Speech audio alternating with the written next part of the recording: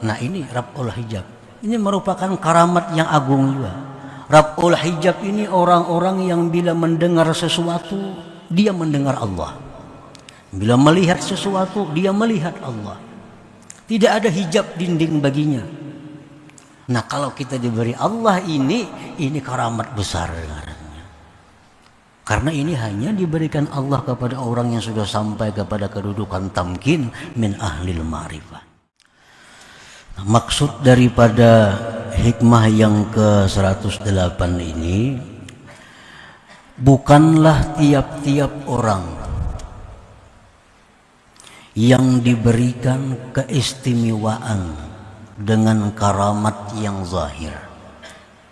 Bukanlah tiap-tiap orang yang diberikan keistimewaan dengan karamat yang zahir, seperti melipat bumi. Melipat bumi ini artinya kalau kita ke Banjarmasin normalnya 4-5 jam sampai. Nah orang yang diberi karamat tayyul ardi ini dalam hitungan detik dia bisa sampai ke Banjarmasin. Selangkah sampai ke Banjarmasin. Nah ini karamat yang zahir. Wattayran fil hawa, seperti terbang di udara, karamat yang zahir. Wal masyi 'alal ma, berjalan di atas air. Wal kasfi, kasab, tahu isi hati orang, tahu apa yang dimaksud oleh orang. Wattila'il ghaib, dia mengetahui yang gaib, itu karamat, karamat zahir. Wastijabati du'a, doanya mustajab, bila berdoa langsung dikabulkan oleh Allah. Wa ghairiha, dan selainnya, bisa menyembuhkan orang sakit. Nah, bukanlah orang-orang yang diberi kelebihan dengan karamat-karamat seperti tadi selamat dari penyakit-penyakit hati. Jangan dianggap orang yang punya karamat tadi hatinya sudah bersih seluruhnya. Jangan dianggap demikian. Bukanlah tiap-tiap orang yang diberi karamat itu hatinya selamat dari penyakit.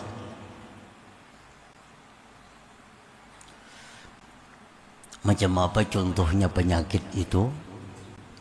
Kamura'ati huzuzin nafs, seperti memelihara, menjaga bagian nafsu. Contohnya dia hendak mati ke surga, dia kepingin bidadari. Nah ini huzuzin nafsi. Jangan dikira orang yang diberi karamat tadi kada kepingin surga. Jangan dikira orang yang punya karamat-karamat tadi kada hendak dibidadari. Nah padahal itu hendak surga, hendak bidadari, itu sebenarnya adalah penyakit. Penyakit. Karena ini bagian nafsu. Nah, bagian diri. Contohnya lagi penyakit wassukun ilal asbab, tentram, tenang kepada sebab. Duit itu sebab, obat itu sebab, macam-macam sebab. Makanan itu sebab, minuman itu sebab. Nah, jangan dikira orang-orang yang punya karamat tadi hatinya selamat daripada senang kepada sebab ini. Wa wujudil hijab, dan adanya hijab. Arti adanya hijab ini hatinya sering kali lupa kepada Allah. Sering kali nampak itu karamat-karamat tadi pada orang-orang yang permulaan daripada salikin, yang mana mereka itu belum tetap istiqamah dan ma'rifat. Nah, para muhibbin rahimakumullah. Jadi orang-orang yang permulaan daripada salikin. Ini orang ini hendak mulai merintis jalan untuk mencapai ma'rifatullah. Lalu orang ini membikin atau menjadikan macam-macam wiridnya sesuai dengan petunjuk gurunya umpamanya. Lalu orang ini mulai jalan. Pertama dia tobat kepada Allah dari segala dosa, tobat. Lalu dia wara, dia jaga dirinya daripada hal-hal yang syubhat. Dia baca zikir 1000, 2000 sampai 10.000 sehari. Nah, ini orang hendak berjalan menuju kepada ma'rifatullah. Orang-orang seperti ini belum sampai dia ma'rifat, belum sampai dia dapat istiqamah yang sempurna. Orang seperti ini bisa diberi Allah karamat. Sudah bisa terbangnya, sudah bisa jalan di banyu, sudah tahu isi hati kita. Padahal orang ini baru mulai jalan untuk menuju ma'rifat Allah. Padahal orang ini hatinya masih banyak daripada kotoran-kotoran. Tetapi orang seperti ini diberi oleh Allah karamat-karamat tadi.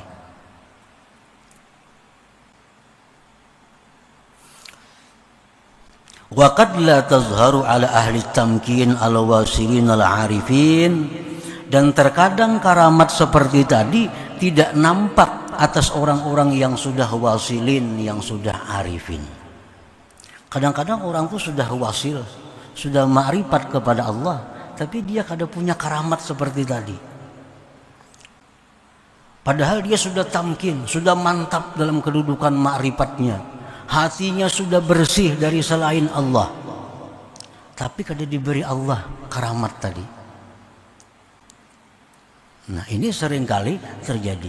Justru yang diberi Allah karamat itu orang yang pemula, orang yang sedang dalam perjalanan menuju kepada ma'rifatullah.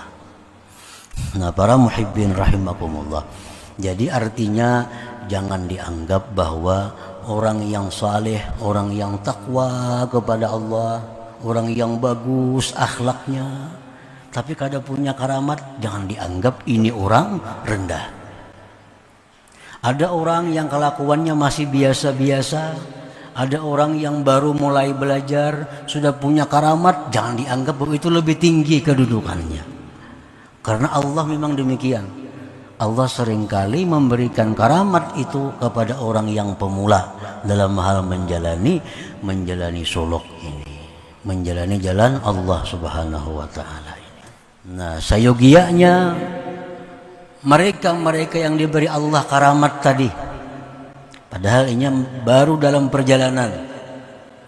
Nah, sayogianya mereka itu dihormati, sayogianya mereka itu dimuliakan, disayangi, dicintai, dihargai. Tetapi memuliakan orang-orang yang sudah ma'rifat, memuliakan orang-orang yang sudah sampai ilmunya kepada Allah, ini lebih daripada memuliakan mereka itu. Nah, para muhibbin rahimakumullah, apa rahasianya Allah itu memberikan karamat ini kepada orang-orang yang pemula? Salah satunya hikmahnya adalah membangkitkan, menggairahkan semangatnya pada ibadah pada waktu datangnya kemalasan, datangnya kelingahan. Nah, ini orang ini kan, ini salik, ngarannya salik ini, orang yang sudah berada di jalan Allah, itu wiridnya mungkin zikir itu bisa 5.000, 10.000, 12.000 seharinya. Dirinya sudah dibersihkannya dari dosa-dosa yang sangkut paut dengan Allah, sangkut paut dengan manusia, sudah tobat. Dia sudah jaga dirinya dari hal-hal yang subhat. Dia sudah hindari dunia-dunia yang mengganggu ibadahnya. Nah, dia zikir kepada Allah. Ini suatu saat sebagai manusia ada rasa bosan. Nah, ada rasa lemah, ada rasa kada bersemangat lagi. Nah, diberi Allah orang ini karamat. Nah, karamat.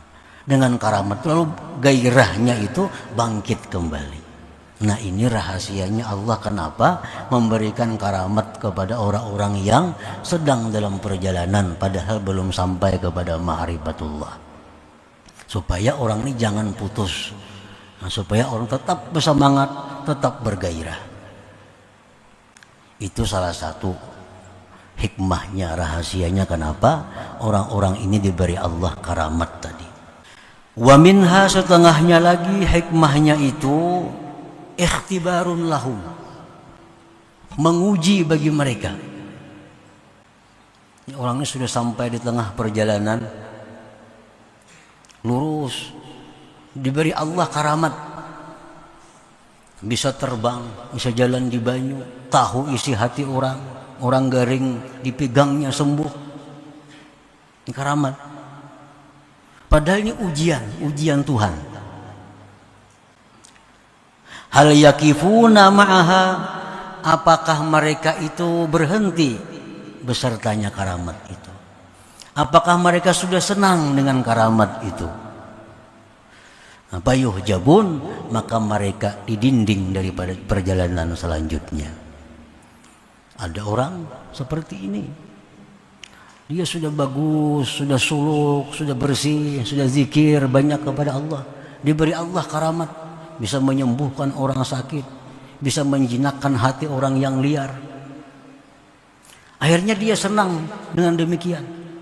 Lalu dijadikannya profesi, dijadikannya gawian, mengobati orang garing, mengurus orang nang perkara, menangguh-nangguh perkara yang akan datang, dijadikannya pekerjaan. Dia senang dengan ini.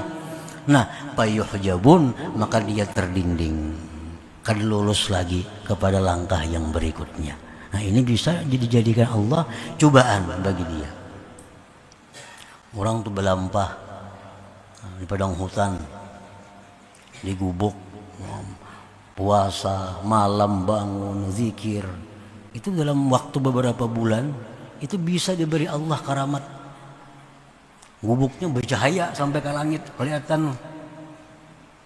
Gubuknya bercahaya sampai ke langit, kelihatan. Orang datangan, orang kampung datangan, berhabar, seluruh penjuru datangan, datang buah botol, minta banyu, minta macam-macam. Akhirnya sibuk melayani ini, kada ingat lagi lawan wirid, seorang kada ingat lagi. Lawan amalan kada ingat lagi karena sibuk melayani orang datang. Ada minta banyu, ada minta doa, minta macam-macam. Nah, senang dengan demikian, rame dengan demikian. Akhirnya amaliyahnya, wiridnya kada teratur lagi karena sibuk mengurus ini. Nah, payuh jabun ini orang terdinding sampai di situ. Atau mereka itu enggan daripadanya. Begitu orang tahu bahwa dia ini sudah punya karamat, tahuan dah orang datangan dah. Ada orang garing, ada orang betandu ke rumahnya, macam-macam datangan. Nah, dirasanya ini sudah mengganggu. Lalunya lari, lari ke tempat lain untuk menghindari ini. Lari, meninggalkan karamat-karamat ini. Nah, fayuqarrabun, maka orang ini akan didekatkan kepada Allah Subhanahu wa ta'ala.